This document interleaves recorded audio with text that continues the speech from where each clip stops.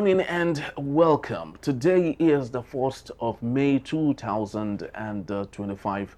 That day, workers around the world celebrate a day where they are respected, especially those who are right on the front line, ensuring that economies run, ensuring that governments run, and ensuring that every country, becomes a country. All of this could only be possible with workers. And today, 1st of May, we celebrate Workers' Day. My name is Henry Igwebike.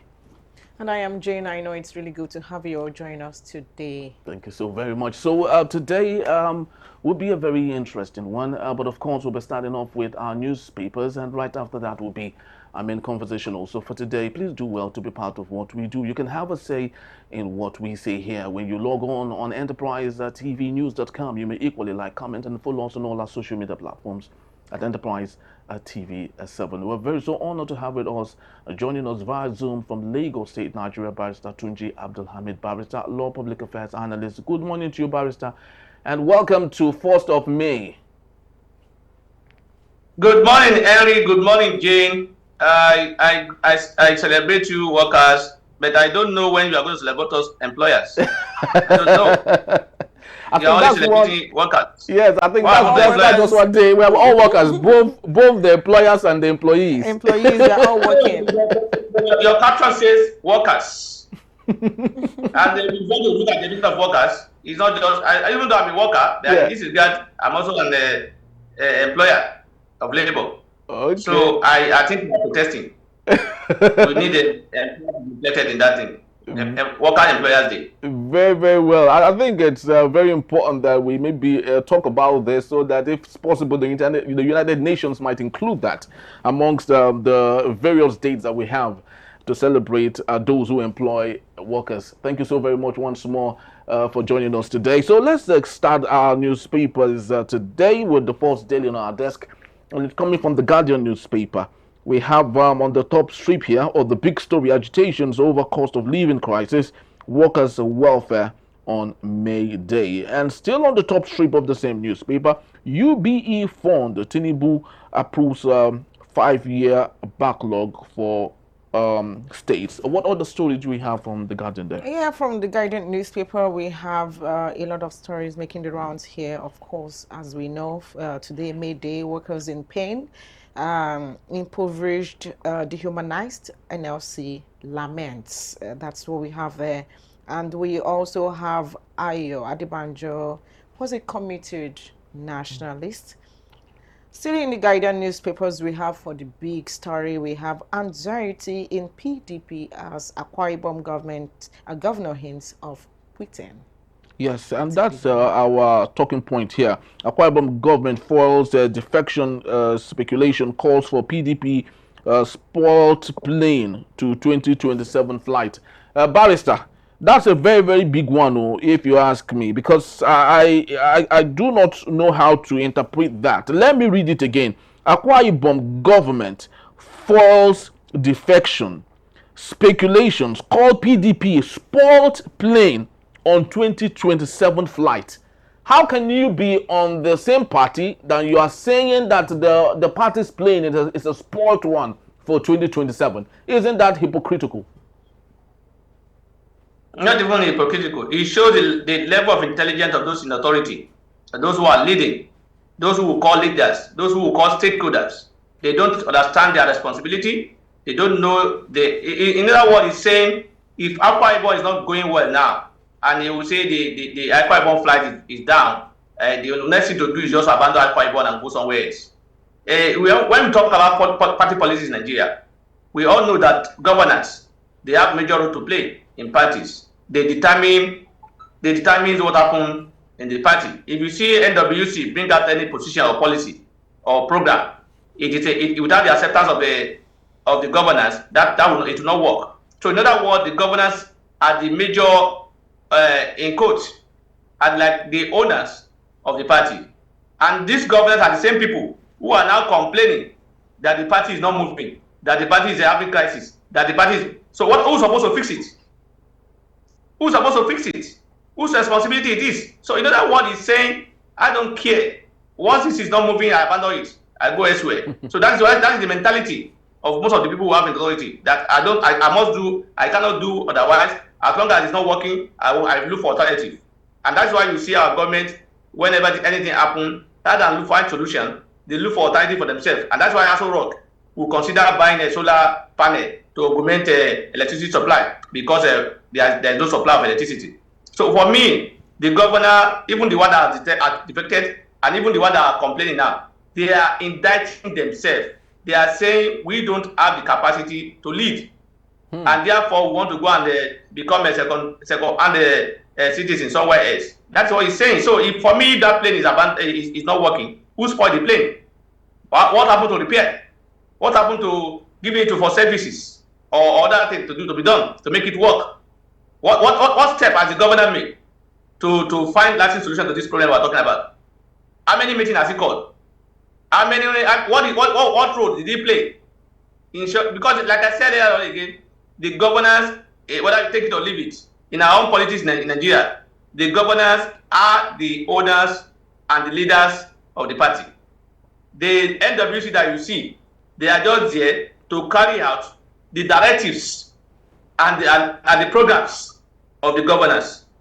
The governors are the leaders because they were the one that have the money or capacity to bring money to run the party. And he who dictate, what they put it? He who pays the piper. The piper. Dictate the truth. So if you see NWC, you say the chairman of the party. Because sometimes I wonder when they say the party. Who are the party? Is it not the NWC? Is it not the governance forum? Is it not the BOT? Is it not? So who are the parties? Are they not the one? Is it Tunji Abdulhamid that don't have any say that will determine how to move forward, or the governor? So the governors is just, you see, they are just trying to struggle to justify their selfish interests. They want to move for their personal gain. And I listened to him yesterday. He said it, that if it's going somewhere and the vehicle is down, he needs to go and take another vehicle to be able to get to where he's going to. He is looking for his way to soft landing to get second term. That's just it. That's what he's telling us. That the only thing, what he's thinking is that, look, the system is not working. The only way we can win election in this country is to align with the government of the federal government. That's why we have easy access to win. That's what he's telling us. Okay, Barrister. He's telling us that. May I ask you this? Because this has always been what we know is obtainable when it comes to governance, pitching tent with the governments that be. I mean, we have seen this happen over time. And so when he says that PDP is a spoilt lane, is he trying to say, in other words, that, well, yeah, just like you mentioned, that he wants to be where is okay, what happens to fixing it, right? Is there anything that can be done, reworking the constitution such that they do not have the power, whatever you have, and as a sitting governor, as a party, you do not have a right to defect to another party as long as you hold a political position. Because we always see this happening over time, where the politicians say they want to pitch their tent with the government that be, because they feel, we've read about news of one thing or the other, one governor saying, or one political aspirant or someone say, I want to pitch the tent, or I am defecting to this party because that's the government that be. How can we do a rework with constitution in this regard? I will not say the work of the constitution.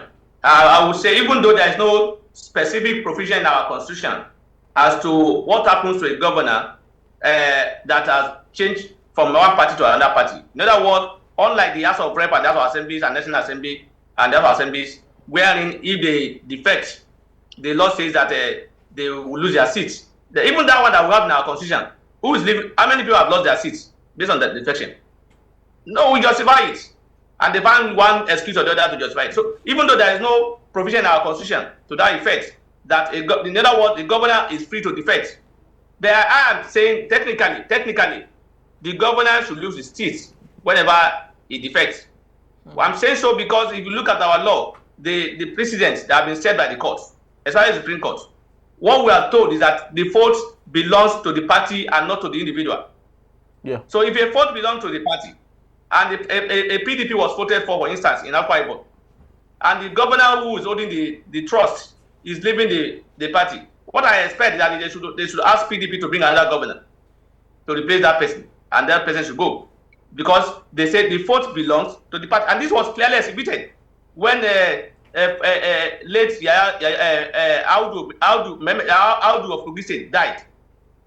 He died in the court in the day to while the election was going on. While the collation of results was going on, he died. Yes. And then a new primary was conducted. Yaya Bello came on board, and they said, look, Yaya Bello will have to continue the vote, or we have to carry the vote gotten by Audu will be given back to Yaya Bello, because the vote belongs to the party. Yes. So if you are applying that to the situation on ground, and probably that is the thinking of the PDP when they say they will go to court to go and test that, to say, look, the court said this vote belongs to the party. This man is leaving our party. Let him drop our vote and give it back to us. So, but I know clearly there is no clear provision in the law. So for me, it's not about the law itself, it's not about the constitution. It's about enforcement and implementation. And it's about strengthening our system, institution. There is no strong institution. That's why people are doing this. People are moving from party A to B, not because they want to go and not for the purpose of governance, because they want to see a way to win election, because they believe that, look, being in an opposition party, your chance of winning election is very slim. And so, in other words, indictment on our institution, on our system, that the system is being controlled by certain individuals. So, and for you to be able to enjoy that, you must align with them. And that's why I don't see for instance, in Delta State, the governor said he wants to go and align with the federal government. Delta State has been with the PDP for long. PDP was in government for 16 years in Delta State. What was the alignment they got from the federal government at that time? What is the development in Delta State today? To say, it's because they were in PDP. That was why they have all this development. What is the level of that development? My state, in Kwara State, the state is APC state for over 8 years now, over 6 years now or so. Over 6 years now, I have not seen any special federal government projects brought to my state just because they are affiliated to the APC. In fact, my governor is the chairman of the government forum. I have not seen special projects attracted to my state just to say because they are in APC. So since you are in APC, you have a special gift from the federal government. It's a lazy way of thinking, and it's just to deceive people who will not understand their motive. The motive is about them. It's about their personal interests. Not about. So for me, it's not about the law. Even if we have the law today, the law was so many people have defected. Even at the National Assembly and the other assemblies, how many people have been said to be sent packing based on that? None. This man, this man from Delta State, the senator, Ned Nwoko, yes, defected from APC to PDP to APC. Has he lost his seat? Is he there? Is he there maintaining? So does the law not say once you move and there is no division in your party, now you will come and say there is a crisis between Asigadu, who is the secretary. That's not the crisis they are talking about. That's a sad reality. Of opposition. No. So for me, as far as I'm concerned, it's not about the law. It's about the system. All right, Barrister. It's as long as our we continue to have what we are having. They are doing that with impunity, and they are getting away with it. And so if our court is firm in taking decision on this, if our court is, you can see what happened in Rivers State with clear evidence of defection from the House of Assembly members. We are hearing that even though I don't believe so. I believe that Supreme Court has not even specifically treated that case of defection. What was said, the cases in court are determined based on part of each particular case. The case wherein they talk about defection, or wherein they say there is no evidence, is a situation whereby they said you have withdrawn your counter affidavit, you have withdrawn your evidence before the court, and therefore there is no evidence. That does not mean if I have another case tomorrow, unfortunately, so they are misinterpreting it, because I'm aware a judge in Rivers State has sent has thrown out a case on the ground that it has been determined by Supreme Court. If tomorrow I have evidence, I can go to court and say this is the evidence to show that these people have defected.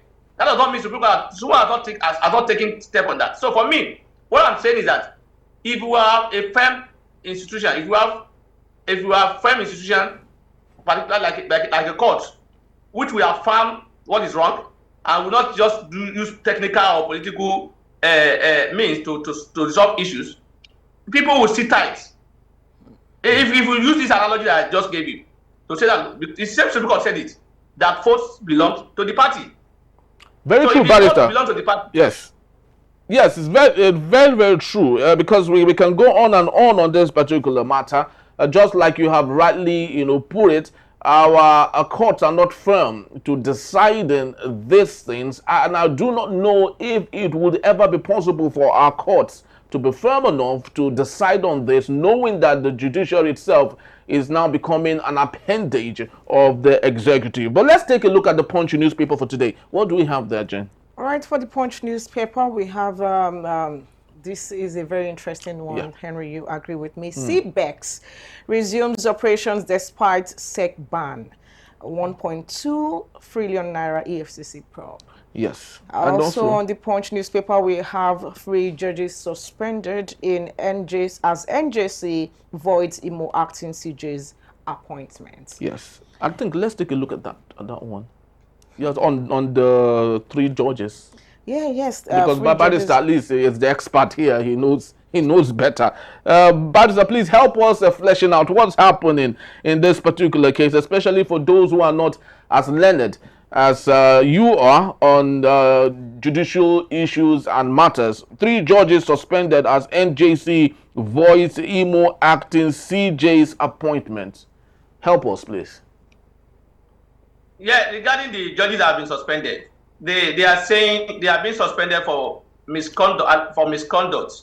In other words, they act contrary to the code of conduct.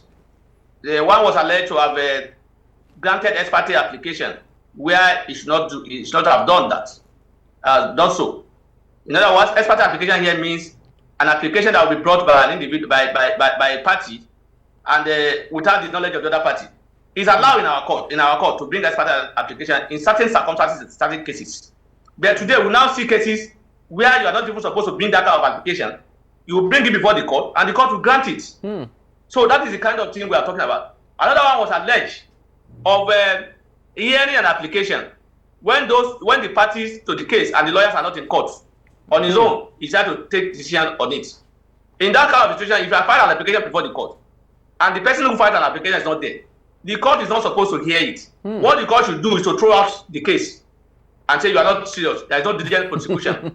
Strike it out. But in this case, he had to take a decision on it, and which decision they see as probably motivated by interest. But Barrister, sorry, can the judge throw out a case when the opposite person deliberately decides not to come?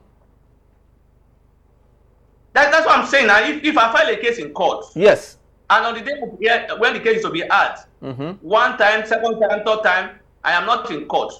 The court has the right to throw out the case, and for what we call lack of diligent prosecution. But in this instance, instead of the court to throw out the case, the court decided to assume the role of the lawyers.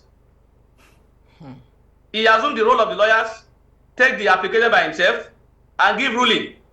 And this questions the fact that our judicial system needs to be probed. So if you do that, you'll be seen as probably you have something inside, you have interest in it. That's why you'll be able to take over the role of a lawyer who is not interested in the case, do it for him, and give judgment on it. So it's an abuse. It's not normal. It's misconduct. And you see, and again, regarding the suspect, the Imo State directive given to the Imo State governor. You see, our law is clear. Section 174. So I can't remember section 170 sub 4. I can't remember the actual section of the Constitution. State clearly that look, when the seat of the CJ of the state is vacant, the next person you have the right. The governor has the right to appoint acting CJ, pending when a substantial CJ will be appointed. But the law says the most senior must be the one to be elected. It's stated there clearly in the law. What do we see? We see a governor taking somebody who's number 3 or number 4 to come and assume the role of a CJ when we have number 1. But what So if the number one? issue. What if the number one is not in good terms with the governor? Should it be about, What's the should it be question? about good time with the government? Should it be about good time about the law? It's about what the law The states. governor has no say in this. It is the law that is talking, not the governor. Whether it is in the interest of the governor or not, it should not even be in the interest of the governor. The governor should not be appointing a CJ just because his law is in his interest. Exactly what I was going to ask. Why is it the position of the governor to appoint CJs? Why is he in his, that is the law. That is the law. The appointment of Jesus is like this. This is the procedure. They will recommend, the state judicial council will recommend to the governor to recommend, and CJ will appoint, and the governor will appoint. That is the way it goes. It will be recommended by the state judicial council, and then the governor will not pick. So select. In other words, someone was recommended to him and he rejected and chose someone who. No, what we're talking about here is we are even talking about this issue of acting. Acting is clearly stated in law that if you are appointing an acting somebody in acting capacity when the vacant exists, the law says that he must be most senior. It's stated in the law. That one is clear. That one is not at his discretion. The appointment, proper appointment, is at his discretion. So if 3 people are recommended to him, he can pick any of the 3. That is at his discretion. But in this case, the acting CJ, he has no discretion. The law says he must be the most senior. So you cannot decide to say, I think I like this one, I don't like this one. No, you don't even have to like it. Liking one person and not liking that person in appointment is the reason why those who are appointed see themselves as those who appointed them are doing them favor. This is a requirement of the law. The law just gave you the power to appoint. That does not mean you are the one who owns the job. The job is not for the governor, but the appointment for the person that owns the office is given to the governor. But what do we see in our country? Once a person is appointed by a sitting governor or president, the loyalty of that person, rather than be to the state or to the federal or the federal government, the loyalty will be to the governor or president. He will say he has done him a favor, so and therefore he must be loyal to him. That is why the problem is. That's why our institution is not strong, because with the loyalty is not where it should be. The loyalty should be to the country and not to an individual. So what do you think? Yes, Barrister. Barrister, what do you think that would make our judiciary in Nigeria 100% independent? What do you think? Knowing that the finance going to the judiciary is coming from the executive, the judiciary does not make money for itself. It has to be appropriated. How do you think, with all of these appendages here and there, how do you think the judiciary in Nigeria would be 100% independent, such that they can carry out its responsibility without unnecessary influence? Henry, it's very difficult. You know why? We have to interrogate certain process. How these judges that we say that we call judges, how did they become judges? Because it's not only about the money. It's not only because they collect money from the government or the government bankroll pay their budget or whatever, bankroll their budget or finance their budget. No. Let's interrogate the process of them becoming a judge. How they are appointed. Some of them, did they merit it? No. Some of them become a judge because they know one person or the other, and that person influences it. And that person becomes a governor or deputy governor or somewhere, and he needs their assistance. Do you think they will not do it? When we don't give people, we don't do this appointment on merit. We do it, the appointment is done on sentiment. On party, you will get this kind of a result. Secondly, let's even, apart from that one, this system that we're talking about, judiciary we're talking about, will only be independent and free from corruption the day Nigeria as a country is free from this corruption. Because you cannot isolate judiciary from the country. Those who are judiciary are part of the system. They are part of Nigeria. So if you cannot just say remove one sector of the country and say they must be saints when others are not saints. So until everything was well, a system as an arm of government as sensitive as the judiciary, which enforces law, you know, it's something. If from that angle we are looking at every other sector, but there are some sectors that are very sensitive. That I just told you that you look at judiciary, the CJ that was appointed by the government and that the government sees as a favor. Do you think that government will be fair and will not do whatever the government wants?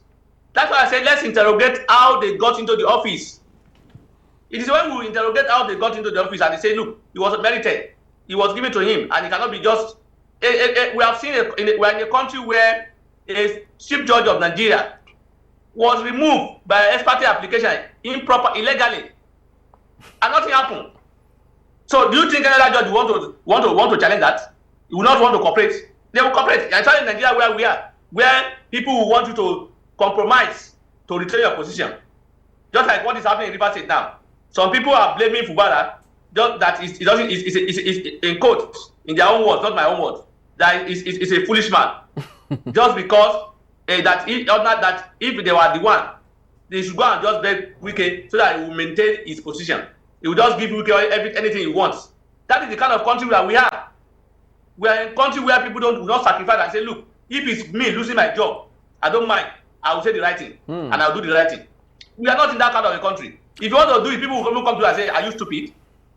You want to lose your job for these people?